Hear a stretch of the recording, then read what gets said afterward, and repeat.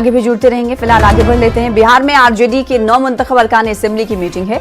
जराये के मुताबिक ये मीटिंग साबिक वजीर आला राबड़ी देवी की रिहाइशगाह पर होगी, जिसमें पार्टी के सभी 9 मुंतखब अरकान असेंबली शामिल होंगे, यानी 75 अरकान असेंबली इस मीटिंग में हिस्सा लेंगे।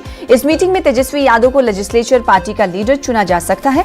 हमारे साथ हमारे नुमाइंदे रवि एस नारायण इस खबर पर मजीद अपडेट के साथ जुड़ रहे हैं। रवि एस नारायण, राबड़ी देवी की रिहाइशगाह के बाहर क्या हलचलें तेज हो गई? सभी अरकान असेंबली यानी एमएलए पहुंचने लगे। कितने बजे से मीटिंग शुरू होगी?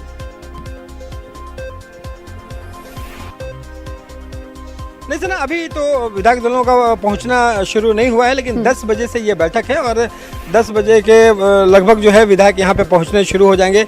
जितने भी नए निर्वाचित जो विधायक हैं वो सारे यहाँ पे पहुंचेंगे और विधायक दल की बैठक के बाद तेजस्वी यादव स्वाभाविक है कि वो अब नेता चुने जाएंगे। लेकिन साथ साथ एक बात और बता दूं कि आज कांग्रेस की भी जो है वो विधायक दल की बैठक होनी है और कांग्रेस के विधायक दल की बैठक के बाद कांग्रेस का भी एक नेता चुना जाएगा। और जानकारी ऐसी मिल रही है कि दोनों बैठकों के बाद एक महागठबंधन की बैठक होगी, जहां पे नेता प्रतिपक्ष जो है, लीडर ऑफ अपोजिशन जो है वो चुने जाएंगे।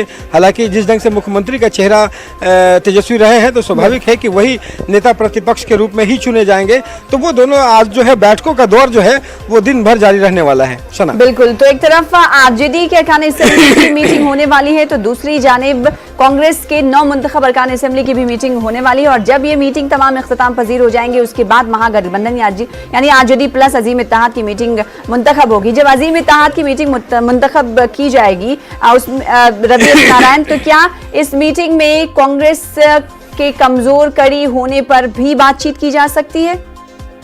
कहां पर चूक हुई इस पर भी मंथन किया जा सकता है? जी